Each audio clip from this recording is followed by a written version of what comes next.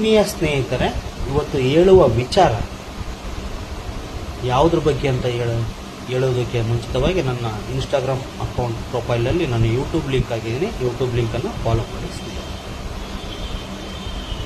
ನೋಡಿ ಸ್ನೇಹಿತರೆ. ಇವತ್ತು ಹೇಳುವ ವಿಚಾರ ಗರಡಕಾಯಿಯ ಬಗ್ಗೆ. ನೋಡಿ ಸ್ನೇಹಿತರೆ, ಗರಡಕಾಯಿಯನ್ನು ಅಮಾಸೆ ಅಥವಾ ಹುಣ್ಣಿಮೆಯ ದಿನದಂದು ತಂದು ನೀವು ಅದನ್ನು ಮನೆಯಲ್ಲಿ ಇಟ್ಟರೆ ಆಗ್ತಕ್ಕಂಥ ಉಪಯೋಗಗಳು ಹೇಳ್ತೀನಿ ನೋಡಿ ಸ್ನೇಹಿತರೆ. ಇಲ್ಲಿ ನೋಡಿ, ನೀವು ನನ್ನ ಇನ್ಸ್ಟಾಗ್ರಾಮಲ್ಲಿ ಕೆಲವೊಬ್ಬರು ಕೂಡ ಮೆಸೇಜ್ ಕೂಡ ಮಾಡಿದ್ದಾರೆ, ಸರ್ ಗರಡಕಾಯಿ ಎಲ್ಲಿ ಸಿಗುತ್ತೆ ಮತ್ತು ಹೆಂಗೆ ಪೂಜೆ ಮಾಡಬೇಕು ಅಂತ ಕೂಡ ನನ್ನ ಕೇಳಿದರು. ಹೇಳ್ತಾ ಇದ್ದೀನಿ ನೋಡಿ ಸ್ನೇಹಿತರೆ, ಗರಡಕಾಯಿ ಗಂದಿಗೆ ಶಾಪಲ್ಲಿ ಸಿಗುತ್ತೆ.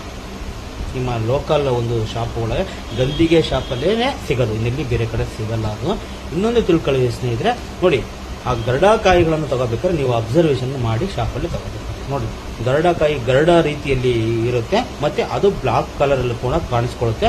ಮತ್ತೆ ಇನ್ನೊಂದು ಏನಂತ ಹೇಳೋದಾದ್ರೆ, ಇವತ್ತು ಆನ್ಲೈನ್ ಅಲ್ಲಿ ಕೂಡ ಮಾರ್ಕೆಟಿಂಗ್ ಅಲ್ಲಿ ಗರಡಕಾಯಿಗಳನ್ನ ಅಂದ್ರೆ ಒಂದಕ್ಕೆ 10 ರೂಪಾಯಿ ಅಂತೇಳಿ ಇವತ್ತು ಆನ್ಲೈನ್ ಮಾರ್ಕೆಟಿಂಗ್ ಅಲ್ಲಿ ಆ ಪಾಕೆಟ್ಗಳು ಗಟ್ಟಲೆ ಇವತ್ತು ಅದನ್ನ ಸಪ್ಲೈ ಮಾಡ್ತಿದ್ದಾರೆ. ಬಟ್ ಆನ್ಲೈನ್ ಅಲ್ಲಿ ತಗೊಳಕ್ಕೆ ಹೋಗ್ಬೇಡಿ ಸ್ನೇಹಿತರೆ, ಇಲ್ಲಿ ಯಾಮಾರಿಸ್ತಾರೆ ಆನ್ಲೈನ್ ಅಲ್ಲಿ. ಯಾಕಪ್ಪ ಅಂದ್ರೆ ಆ ಗರಡಕಾಯಿಗಳು ಕೂಡ ಆನ್ಲೈನ್ ಅಲ್ಲಿ ಡೂಪ್ಲಿಕೇಟ್ಗಳು ಕೂಡ ಇವತ್ತು ಕಂಡು ಬಂದಿದ್ದಾವೆ. ನೋಡಿ, ಆ ಡೂಪ್ಲಿಕೇಟ್ಗಳು ಗರಡಕಾಯಿಗಳನ್ನು ತಂದು ನಿಮ್ಮ ಮನೆಯಲ್ಲಿ ಪೂಜೆ ಮಾಡೋದ್ರಿಂದ ಪೂಜೆ ವ್ಯರ್ಥ ಆಗುತ್ತೆ, ವಿಫಲರಾಗುತ್ತೆ ಸ್ನೇಹಿತರೆ. ದಯವಿಟ್ಟು ಅಂತ ಆನ್ಲೈನ್ ಶಾಪಿಂಗ್ ಅನ್ನು ನೀವು ದಯವಿಟ್ಟು ಗರಡಕಾಯಿಗಳನ್ನು ಪರ್ಚೇಸ್ ಮಾಡಬೇಡಿ.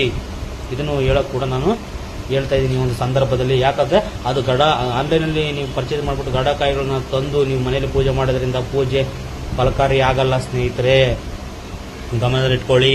ನೋಡಿ, ಇನ್ನೊಂದು ಹೇಳ್ತೀನಿ ಕೇಳಿ ಸ್ನೇಹಿತರೆ, ನೀವು ಗಂದಿಗೆ ಶಾಪಲ್ಲಿ ಹೋಗ್ಬಿಟ್ಟು ಗರಡಕಾಯಿಗಳನ್ನ ತಂದು ನೋಡಿ ಪೂಜೆ ಮತ್ತು ಪೂಜೆ ವಿಧಾನ ಮಾಡ್ತಕ್ಕಂಥ ಒಂದು ರೀತಿಯನ್ನು ಕೂಡ ತಿಳಿಸ್ತೀನಿ. ಹೆಂಗ್ ಬೇಕಂಗೆ ಪೂಜೆ ಮಾಡೋದಲ್ಲ. ಗರಡಕಾಯಿನ ತಂದು ನೋಡಿ, 11 ಗರಡಕಾಯಿ ತಗೊಳ್ಳಿ, ಅದರ ಜೊತೆಗೆ ಒಂದು ಕೆಂಪು ಬಟ್ಟೆಯನ್ನು ತಗೊಳ್ಳಿ.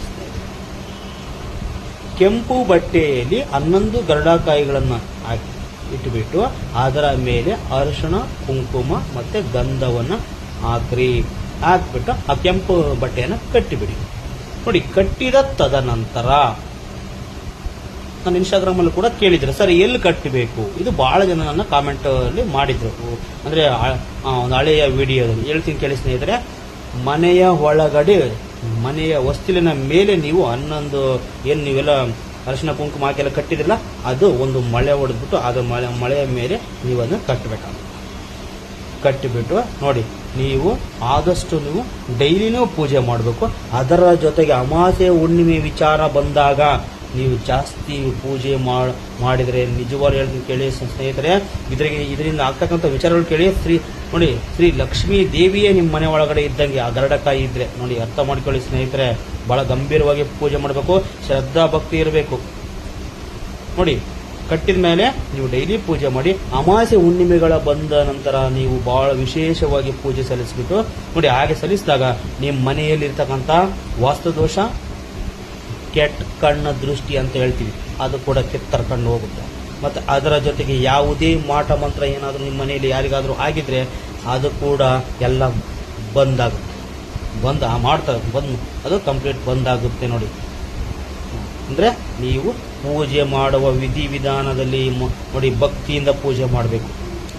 ಈ ತರ ಮಾಡೋದ್ರಿಂದ ನಿಮ್ಮ ಮನೆಯಲ್ಲಿ ಯಾವುದೇ ತರ ನೋಡಿ, ಮಾಟ ಮಂತ್ರಕ್ಕೆ ಸರಿಯಾದ ಮದ್ದು ಅಂದ್ರೆ ಗರಡಕಾಯಿ ಮಾತ್ರ ಸಾಧ್ಯ.